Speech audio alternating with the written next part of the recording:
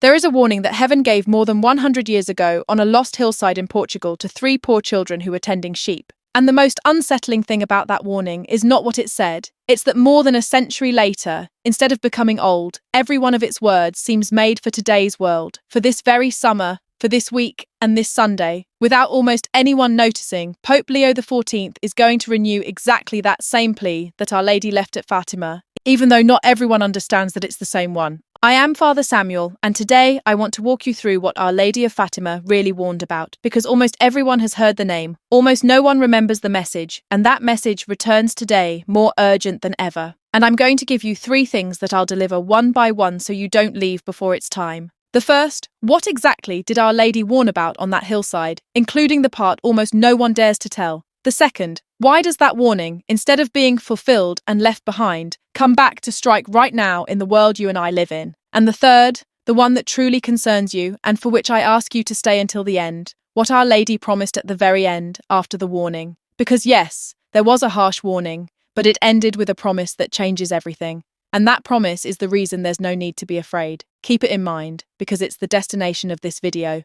But let's start at the beginning, with those 3 children. It was the year 1917. The world was in flames. The First World War was devouring an entire generation of young men in the trenches of Europe. And in a poor corner of Portugal, in a place called Cova da Iria, 3 little shepherd children were tending their small flock. Their names were Lucia, the eldest, aged 10, and her cousins Francisco and Jacinta, even younger, village children, barefoot, who barely knew how to read. And to those 3, not to scholars, not to kings, not to bishops, Our Lady appeared. Notice that already, because it's a constant of God's that we'll see until the end. Heaven chooses the small. It chooses 3 children to deliver a message to the whole world. And let me tell you something before continuing, because it changes how you hear all of this. Before Our Lady arrived, the year before, an angel had appeared to those same children 3 times to prepare them, teaching them to pray prostrate on the ground and to offer sacrifices. Heaven doesn't improvise, it prepared the ground. And when the Lady finally arrived, she didn't come with thunder or armies of angels. She arrived in silence over a small holm oak at the hottest hour of the day, when no one else was watching.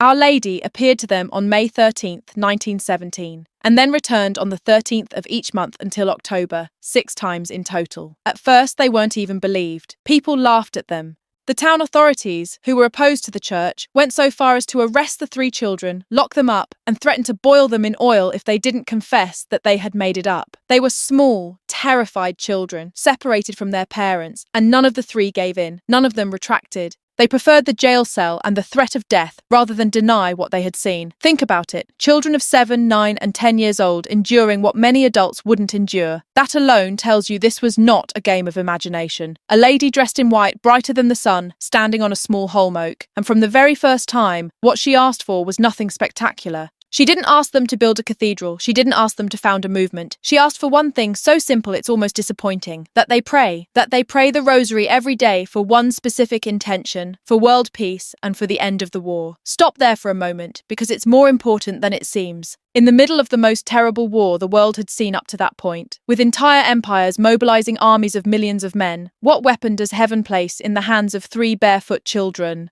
A rosary, a set of beads, a repeated prayer. To the world, that seems ridiculous. What is a rosary going to do against cannons? And yet, that is exactly God's logic, the same one we've seen before. He doesn't save the world from above by force, but from below, with what is small and humble, with the prayer of children. But Our Lady didn't come only to ask for the rosary, she came to warn.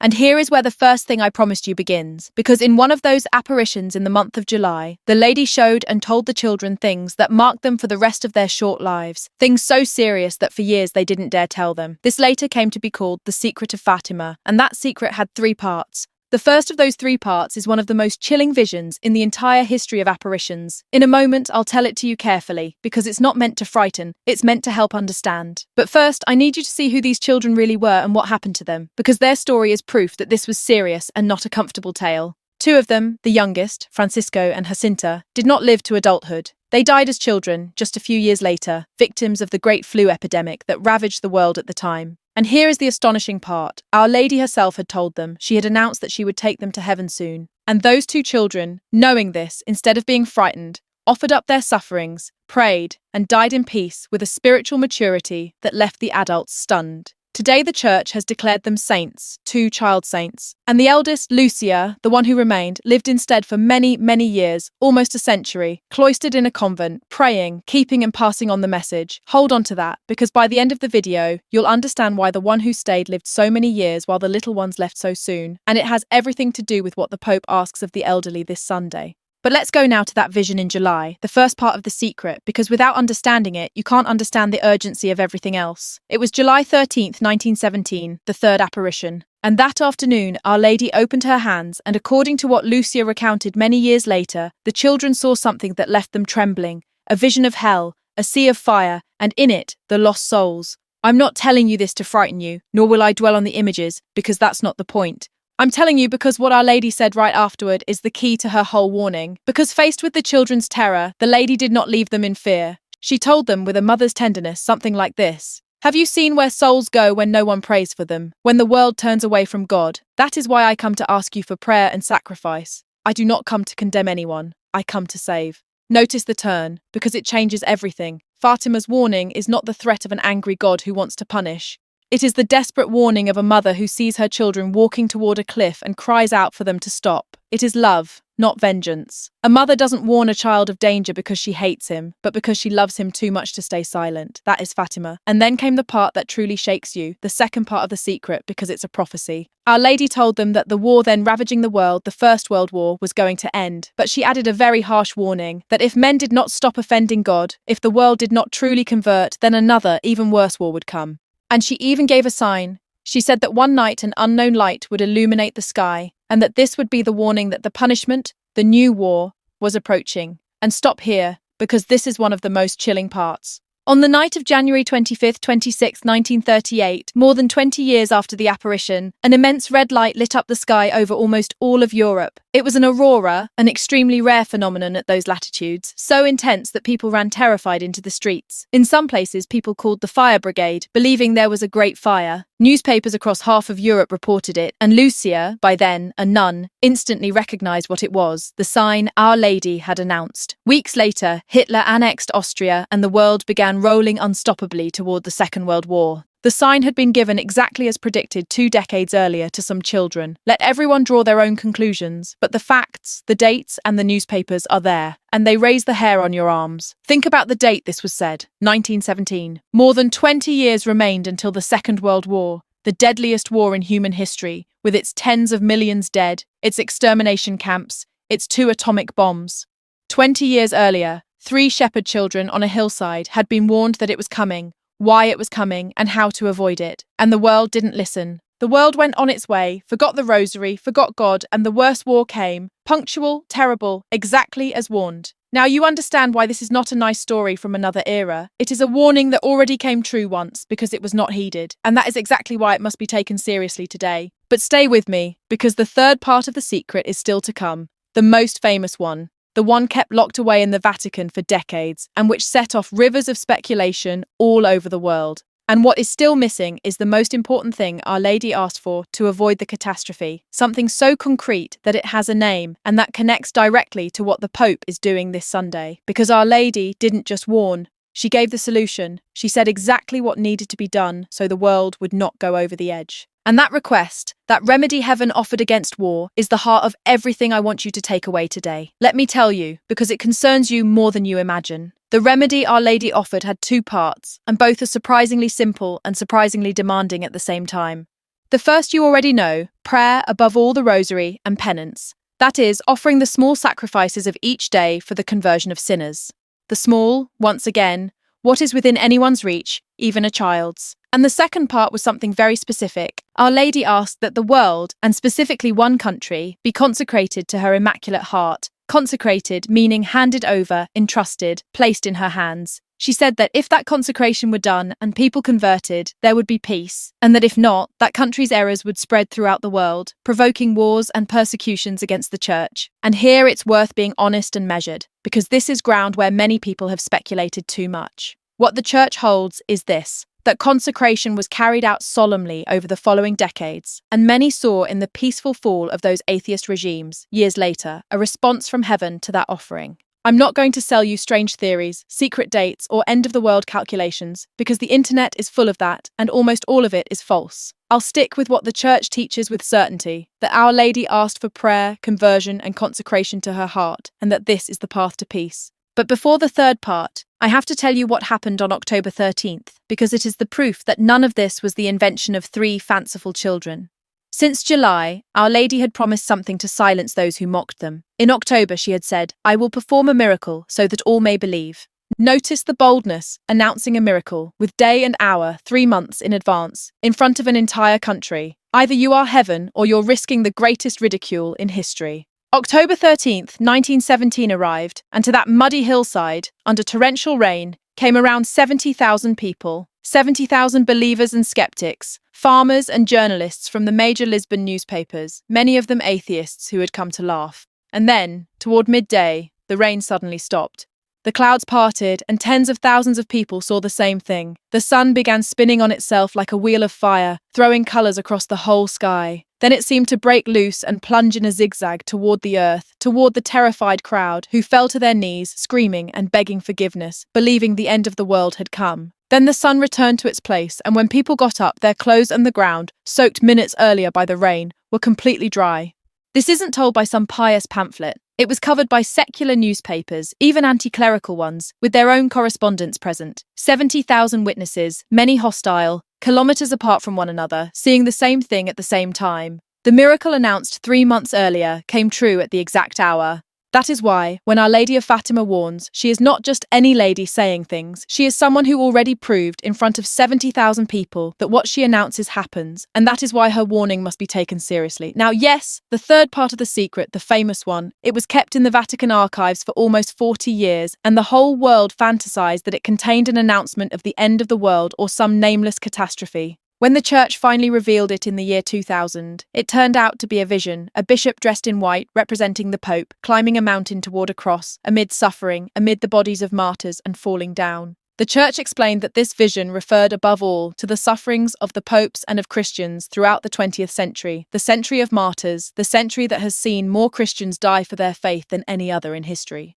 And many linked it to that day in 1981, when a Pope, John Paul II, fell bathed in blood in St. Peter's Square, shot, and survived, because, as he himself said, a mother's hand deflected the bullet. It happened, moreover, on May 13th, the exact anniversary of the first apparition at Fatima. That grateful Pope had the bullet that nearly killed him set into the crown of the image of Our Lady of Fatima, where it remains today. Pause on the enormity of all this. We are not talking about a medieval legend. We are talking about 20th century facts, with names, dates, and witnesses, and about a secret kept locked in the heart of the Vatican. That is why Fatima is not pious folklore. It is one of the most serious and best documented interventions of heaven in modern history. And now comes the question that lights everything up. What was the second thing I promised you? If that whole warning already came true in the 20th century, why does it become urgent again today, this very Sunday? Why am I talking to you about children from 1917 as if it were this week's news? Because Fatima's warning was not only for that generation, it was for every generation that would go back to doing the same thing, turning away from God and trusting peace to weapons instead of to prayer. And look around you, look at the world this summer of 2026, and tell me if that doesn't describe exactly the moment we're living in. That's what comes next, and what Pope Leo XIV is doing right now to renew that very same plea. Here's the key, and the second thing I promised you. Why is this urgent again right now? Look at today's world. Once again, there is war in several places at once, with thousands dead, with entire families under bombs while we spend our summer. Once again, the great powers threaten with weapons capable of erasing entire cities. Once again, the world entrusts its security to force, to arsenals, to machines, and not to God. It is exactly the picture Our Lady described in 1917, a world turning away from God and placing its peace in weapons. That is why Fatima's warning is not a museum piece. It is a mirror of today. And I'm not the only one saying so. Leo XIV himself has just written that trusting security to atomic weapons is a dangerous illusion, and he has warned of a world where even machines could decide who the bombs fall on. Do you realize he is saying, in today's words, exactly what Our Lady said in the words of a century ago?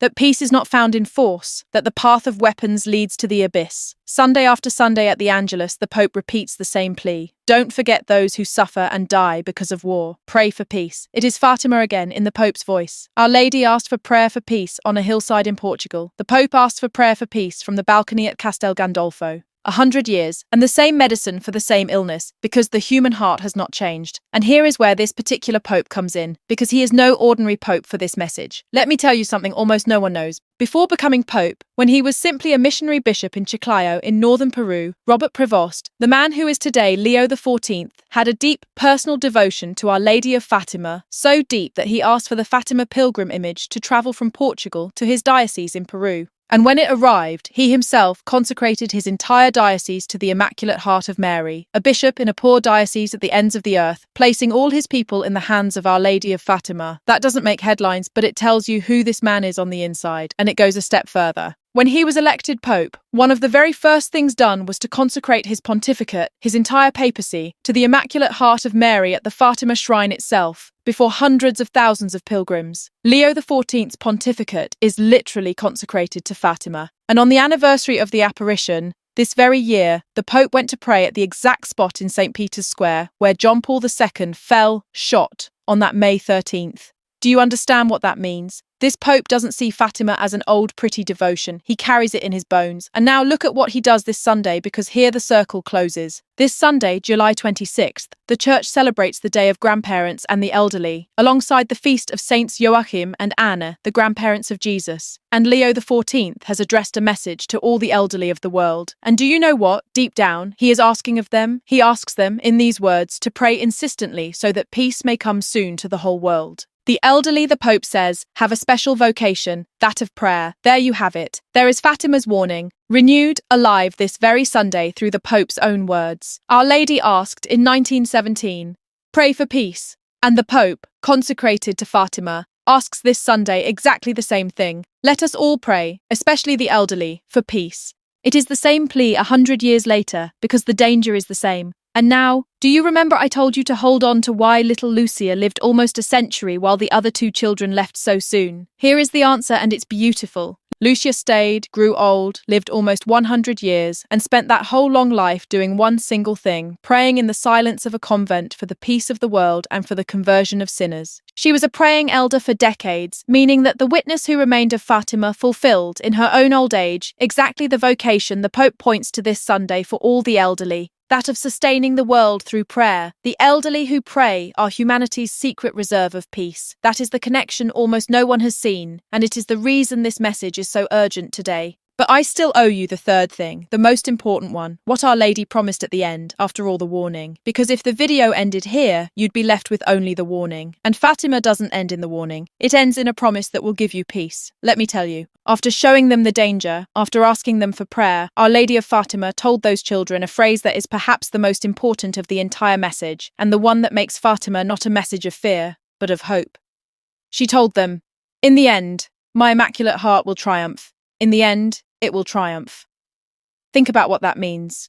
Our Lady did not say that things might turn out fine if we were lucky. She said that in the end, whatever happens, no matter how dark the world becomes, no matter how many wars come, the outcome is already decided, and it is God's victory through his mother. Evil does not win, war does not win, bombs do not win, nor machines nor empires. In the end, a mother's heart wins. That is the promise. And that is why Fatima, which begins with a chilling vision, is not a message meant to be lived in fear, but quite the opposite. It is the certainty that whatever you do with your rosary in hand, you are on the side that is going to win. Whoever prays is not throwing stones into the sea. They are on the side of certain triumph. And I want you to understand why this is such a great relief, especially if you are someone who suffers watching the news, seeing the world so broken, feeling like nothing can be done. Notice Fatima's order, because it is the remedy for the anguish of our days. First, Our Lady does not hide the danger from us. She shows it to us directly, without deception, because treating someone as an adult means telling them the truth. Second, she does not leave us defenseless before that danger. She puts a weapon in our hand, the rosary, prayer, something anyone can do, the poorest, the oldest, the sickest. And third, she guarantees the ending. Her heart will triumph. Real danger, real weapon, certain victory. With those three things, fear is disarmed, because fear is born from feeling endangered and powerless. And Fatima tells you, yes, there is danger, but yes, you can do something. And you already know how it ends. That is not a story meant to scare anyone. It is the greatest source of peace you can give an anguished heart. So let me gather everything we've seen today before we say goodbye and bring it into your life. Because I didn't tell you this so you'd know history, but so you'd do something with it. Our Lady came to 3 poor children and placed in their hands, against the greatest war in the world, a small weapon, the Rosary. She warned that if the world kept turning away from God and trusting in force, disaster would come. And the world didn't listen, and disaster came. Today the world is doing the same thing again. It is once again placing its peace in weapons and forgetting to pray, and that is why the warning is alive again. This Sunday, a pope consecrated to Fatima asks us, especially the elderly, the same thing Our Lady asked: pray for peace. And Our Lady promised that her heart will triumph in the end. So, what falls to you? Something very small and very great at the same time: the Rosary. The one you might have forgotten in a drawer, the one your mother or grandmother gave you, the one that hasn't passed through your fingers in years. Pick it up today and pray it, even if it's just 1 decade, even if it doesn't come out perfectly, even if your mind wanders, for the peace of the world, for those under the bombs tonight, and for your own family, for that son or grandchild who has drifted away. Don't think it's a small thing. Consider this. If Our Lady of Heaven, who can do all things, came down to earth to ask precisely for this, the Rosary, it can't be as small a thing as the world wants you to believe. The world laughs at the Rosary, just as it laughed at 3 children on a hillside, and you already saw who was right. Every Hail Mary you pray is a stone placed on the side of peace. You don't know how many wars have been slowed, how many hearts have converted, how many children have come home, pushed by graces God distributed, because someone, in silence in their room, was praying the Rosary. Maybe you are that someone for someone else. You've already seen it. Heaven chose the small, some children, some beads, a repeated prayer to hold up the whole world. If you are older, if you have years behind you, if sometimes you feel like you're no longer good for much, listen carefully, because this is for you. You are right now what Lucia was in her convent. You can be the reserve of peace this world doesn't know it has. Your prayer, that of an elderly person at home with the Rosary in hand, sustains the world more than many speeches. Never doubt it. And if you are young, learn from your grandparents how to pray, because they hold the weapon that truly wins wars. Let us pray for the Holy Father, who carries the message of Fatima on his shoulders. Let us pray for the peace of the world, which is so needed, and let us pray without growing tired, Rosary in hand, certain that in the end, that heart will triumph. I love you, family, and I'll see you next time.